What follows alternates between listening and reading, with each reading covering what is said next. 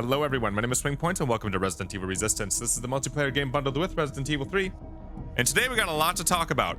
This is going to be a different type of video for me. It's going to be pretty much purely about the patch. Because there's a lot that happened, a lot that changed. I'm going to go through what I do know, what I kind of know, and I'm going to give you my opinion as to what all happened here. I have the patch notes right here. We'll go through line by line and I'll tell you what I do know about numbers and kind of how things are in some situations.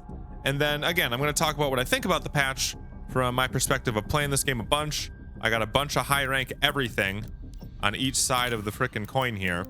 So I'm going to try to give you my opinion based on how the game feels for both sides. And we'll go from there. Okay, so let's get into it here. Let's zoom in again. We'll go in line by line. And this was June 26th. And there's a lot of updates that happened, mainly on the survivor side, to kind of tone down the ridiculousness that was the prison patch. Okay, so increase the cooldown of Samuel's dash punch. This goes from 2 seconds to 5 seconds. He can still zoom me around the map. You don't got to worry about that. But now once he connects, he's going to have to wait 5 seconds until he can use his dash punch again. This is going to hurt you the most when you try to use your dash on somebody who's crawling on the ground and it makes that connect sound, but it doesn't actually hit them. So you don't get your dash punch, but you still hit the cooldown. That's where it's going to hurt for Sam.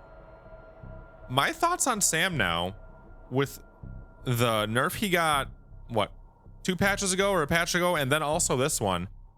I feel like Becca takes the throne now in terms of being the best damage dealer, because Sam is much more vulnerable now to poison. He still hits like a tank and is good with his resources, but he's a little more glass cannon now, and he's not so beefy. He can't just eat hits and eat infection and it's just, you know, whatever, food for him. I feel like Becca kind of takes the spot now because frankly Becca hasn't really been touched a whole lot, and she can sit back, she can stun lock, and she can burst damage. Becca is where it's at right now, in case you're like, oh god, what do I do? What do I do? And even with the Valerie changes we're going to be talking about, Becca is going to be what makes you feel better about this patch. She is where it's at right now. All right, the next one here. Reduce the amount of damage added to Samuel's attacks and increase the rate at which melee weapons degrade using the blunt force variant. Yeah, so if we take a look over here, I agree with this one because, frankly, why wouldn't you run blunt force before? So if we take a look at his skills here, blunt force, he has focus and blunt force. Blunt force pretty much took melee weapons and made them even stronger by like 30%. And then they kind of made it so that your melee weapons degraded faster, but you couldn't really tell. So there was really no reason not to run blunt force. Now they made it so it does less damage. So usually I run for my equipment a bunch of nails and a bunch of crit. Now, when I hit a core, I do about 1791 per hit. Before I was doing 1939, so they took a little bit off of the top in terms of damage, but mainly it's the amount of durability that's taken off, especially when using a torch. Woo, torches on Sam, they're risky business now. You really burn through your economy really quickly.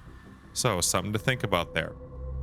If I were to play Sam, I feel like people are going to be like, oh no, they ruined Sam, what do I do? If I were to play Sam, I'd play him kind of how I already was playing him. And I don't know if I covered this in my Immortal Sam video. I might have had it different there. But the way I play him now is make it so he does crits. The ways you can get around the durability problem with Sam is try to get finishers, use your fists, and get crits so you're more efficient. Okay? You do those things and Sam's still in a really good spot. He's still really strong.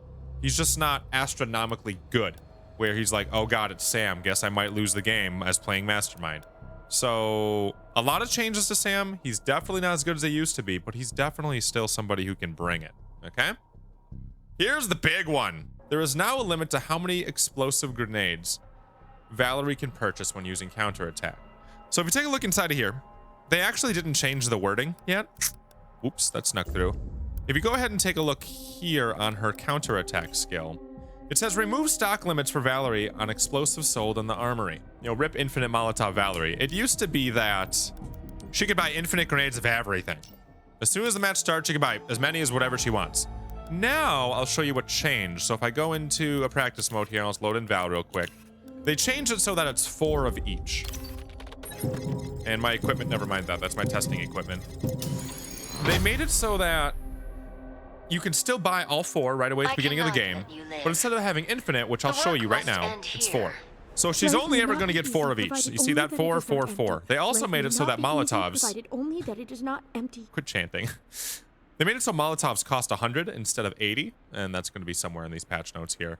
But they all cost 100 now, and you're only going to get 4. So this still can be really useful, especially if you go up against a horde build, but you're going to run out of steam. And then personally, I'm going to go back to running surplus because your whole team benefits from it. You're not going to get Molotovs, but you're going to get flashbangs and hand grenades from surplus, and your whole team gets them. So they really went ahead and smashed this counterattack strat, because the way it was before, you could just buy like 24 Molotovs. You could have like 13 Molotovs in area 1, especially with Decoder and all that. They made it so she can get 4 total, and if you go ahead and use the Molotov skill, you can get 5 total the whole match. It's all she's ever going to get ever is 5 Molotovs. So the Wicked Witch is dead. We can all rejoice. Valerie was way too good. Way too good. And if you feel like you can't counter creature builds, you can still do that. Like I said, Becca's definitely going to be your girl. Martin is it's kind of what Martin's made for. Martin's definitely going to have a much bigger place now that Valerie's not doing the same thing anymore and Sam's not doing the same thing anymore. You still have a bunch of options. Pretty much anybody has crowd control, which Sam still has, Becca has because of her crits. Tyrone has, Martin has. I mean, Valerie still debuffs everything, so don't worry. You can still deal with creatures. You don't just, you know, hold left click to win anymore, though. You have to actually think a little bit, so I hope that's not a big deal. And now on to the next one here, Decoder. I went ahead and did the math for you. So if you go take a look at the decoders, if you don't remember what decoders are, they are the things that make it so they decrease armory prices. Armory is where you buy your munitions. And before, the numbers were greatly reduced things by 14%, moderately reduced it by 10, and then I'm pretty sure slightly reduced it by 4. And now I believe it is 10 for greatly, 6 for moderately, and 4 for slightly. I still think Decoder's really good, especially when it combos up with Jan and her bargain bin. Don't be afraid of it. It's not as ridiculous as it was, where you could get like 28% off of everything when the survivors already had so much economy as it was. They nerfed it a little bit, but I still think it's something that you might want to use. Frankly, I still use it on Valerie, and I still use it on Jan. And then they also went ahead and adjusted the waste pack. So now I believe that costs 7 here. Let's take a peek. It now costs 7, and it does moderately decreases armory prices. So now it's 6% decrease on armory prices versus what was probably 10 before. All right, let's keep moving here through these patch notes. We're chugging through them here. Now on to the next one here. This is also part of what made Molotov Valerie a problem. The H2 canisters. So if you take a look at the H2 canisters here, they were ridiculous, okay? They were stupid. So the H2 canisters are a piece of equipment that makes it so that your grenade damage goes up, okay? And in the most recent patch, before this one, H2 canister 3 boosted it by 40% on your grenade damage. 2 boosted it by 24, and then 1 boosted it by 8. They've tuned all of them down, so now 3 boosts it by 25, 2 boosts it by 15, and 1 is 5%. Okay, so total you can get like a 45% boost instead of like a freaking, what was it, 40 plus 20, like a 72% increase on your grenades. And again, when you combo that up with Valerie's personal skill that does more damage, she was just disgusting. So they tuned down the H2 canisters, and thank God, because they needed to be tuned down. Let's keep moving on here. I'm gonna go ahead and move into Tyrone here because we're talking about Tyrone stuff. I mean, kind of Tyrone stuff. Reduce the effect of AED device and EMT licensed series of equipment. So this is the stuff that made Dr. Tyrone do his thing. Made it so he could just go one-tap people and they're already up. They made it so they're not as effective. I played with Dr. Tyrone and I've seen Dr. Tyrone's play. It's not an instant tap anymore, but it still kind of feels really, really fast. So I think Dr. Tyrone still exists. Don't be afraid that he doesn't. He's still pretty freaking good. If you were to play Tyrone now, I mean, this is kind of what I was doing with Tyrone already. I give him a ton of HP, and then I still make it so he can revive really fast with his first responder and, you know, running AED and EMT over the top. It's still a really good build on him. They kind of did what they did with instant exploding Alex, where she can't instant explode anymore, but she can still go really fast. Same type of concept. On to the next one here. Increase the purchase price of Molotovs. We already covered that. They're now 100 instead of 80. The Lightning Hawk increased ammo consumption. So if you understand how guns work in this game, you know that some guns, when they shoot a bullet, it takes out more out of your ammo supply than others. So for example, a MUP costs 1 bullet per shot, Well, a lightning hawk now costs 5 bullets per shot. It used to be 4, now it's 5. Okay? Now on to Spencer here. Reduce the amount by which security device activation time is lengthened by Spencer's use of Umbrella Text Defense System. So if you don't understand why that matters, pretty much what that means is Area 2 Cooling Fan Spencer. You know how you have to deactivate the security device? Well, by default, there is a 5-second deactivation time. Well, with Defense System here, before this patch, that went up to 10 seconds. So that would make it so he could run cooling fans on his cameras and then pretty much cheese anybody that was trying to deactivate the security devices, because his cameras would recover before you could get the security device deactivated. So now what they did, based on what I timed, it looks like it's about 7.5 seconds. So instead of it being a 100% boost to the time that is required, it's now a 50%. All right? So let me run through that again. 5 seconds default for all masterminds to deactivate a security device. Spencer used to have 10 seconds. Now it's 7.5. So this should make Cooling Fan Spencer much easier to deal with. Okay, so that's something we requested on Twitter, and they must have been listening. So that's a really nice change for pretty much anybody who goes up against Spencer. Now, if you were a Cooling Fan Spencer and all you ever did was cheese and you're like level 200 Spencer, ha! I think this is a good change for the game because this is just boring to go against. Once you realize when it's going on in game, you're like, okay, well, we're either going to get through it or we're not. And then once we get through it, Area 3 is going to be super easy because he put all his eggs in one basket. It's kind of boring. So yeah, Cooling Fan Spencer probably still works a little bit, but you don't have to be as good of a team to work together to get against it. Okay? So, rejoice. Cooling Fan Spencer got a stake in the heart. Now let's go ahead and move on to the next one here. Reduce the ooh, okay, so this one I think sounds like a nerf, but I don't think it's a nerf. Reduce the HP increase granted to biocores when Spencer uses Umbrella Text Defense System. So again, defense system. This was part of how you made Supercore Spencer really strong. It would make it so that biocores had more health. Before this patch, biocores had around 16,000 health. They have more by default now. They have about 21,000 health, which I think is covered in the patch notes here. We went ahead and tested it on stream. They have about 21,000 health now. So even though his biocore increase on defense system is lower, I think ultimately it kind of all balances out the same way, and Supercore Spencer is still something you can do. Because they also went ahead and touched the bulletproof glass, and that is also a part of Supercore Spencer. I think Supercore Spencer is probably sitting around the same spot. It's just that they adjusted things to make it so we can still sit in the same spot because the base value of the biocore health changed. Okay? And you can see that increased the overall toughness of biocores. So every mastermind's benefiting from this now, which is super cool. And again, instead of 16,000 health, they now have about 21,000 health. So that's about a 30% increase.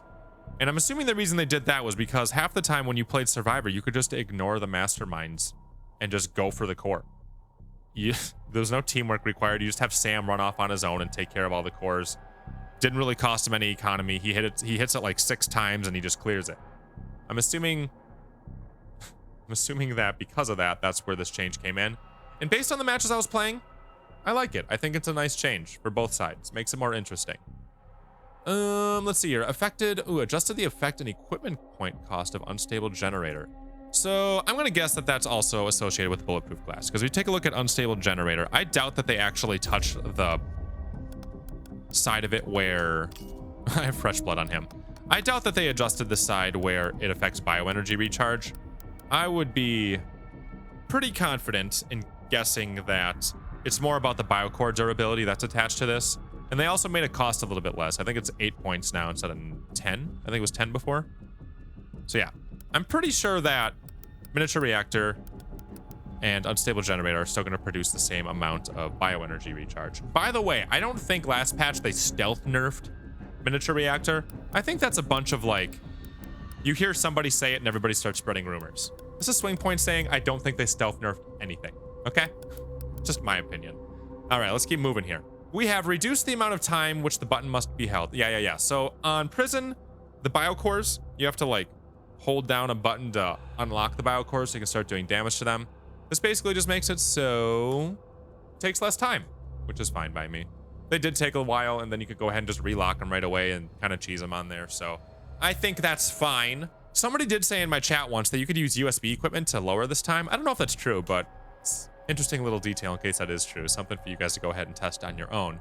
And I think there's one thing I missed in here, and it was something along the lines of the dealers standing up faster. I mean, I don't really know what I need to tell you there. And just read what it says. It makes the dealers, stand up a little bit faster, because sometimes they were really slow. And then for resolved issues, resolved an issue where it was sometimes possible to advance to the next area without completing objectives. So we saw a few times on stream where we'd be in area 2 and they didn't even kill Yorick. And they would somehow get pushed into area 3, even though there was still 3 minutes left on the clock. They didn't even kill Yorick. Boom, let's go to area 3. They must have fixed whatever was causing that. Okay, so I think we went through everything here, and I kind of gave you guys some ideas as to how to handle this patch, okay? Now, I kind of want to talk about what I think about the patch, because there's a lot of emotions going on either side of here from what I'm able to tell, and I kind of just want to instill what I think about it and see how you guys feel about that, okay? So I've played the game a ton on both sides, and my opinion as to how this patch feels. So the prison patch, for me, made it feel like the game was boring. And I'm not the only one who shared that opinion. Pretty much everybody who plays this game a ton made it feel boring, especially on PC. There's a difference between PC and PS4 in terms of the type of player and the type of game that goes on, but generally on PC, there's a smaller amount of people and they tend to be a lot more hardcore, so we really got to see these problems exacerbated. For me, it felt like Survivor was boring because it was too easy. The freaking masterminds, the poor guys, didn't stand a chance. It's too dull. Survivors, if you lost, it's because someone on your team was really dumb and they were throwing. Other than that, if you knew how to play, there was no way the mastermind stood a chance, and it was dull.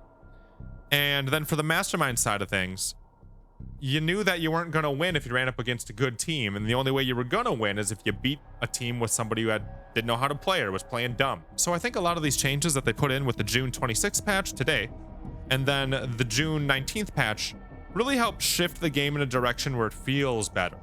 I was playing Survivor last night a ton, and it felt good. I wasn't winning every match, and I didn't have to go up against cheesy strategies. It wasn't like Cooling Fan Spencer's the only way we stand a chance, or Cooling Fan Nikolai or whatever. I was going up against creature builds, and some of them were strong, and we still stood a chance. We won good matches that were really, really, tough the whole time. It was close the whole time. It was like, oh, there was like those butt clenching moments. I missed that. And the prison patch destroyed it. And then they went ahead and they saw what we were saying. They listened, and they're like, you know what? We got to change this. We can't go ahead and build this game around. I don't even know what they were building it around. Maybe it was a win rate or something, because the mastermind always had like a slightly higher win rate. I think they ended up taking the philosophy of, we need to balance this game around people who play it a ton, because they're the ones who are going to find these issues. And everybody else is going to learn anyway, because you can just look stuff up on YouTube, and if they really care, they're going to play it enough anyway. The whole experience for both teams feels a lot better for me. And like, you also got to keep in mind, if I was sitting here playing this game, 500, 600 hours, and I was like, ugh. And imagine somebody who doesn't play this game that much, especially if they want to play Mastermind.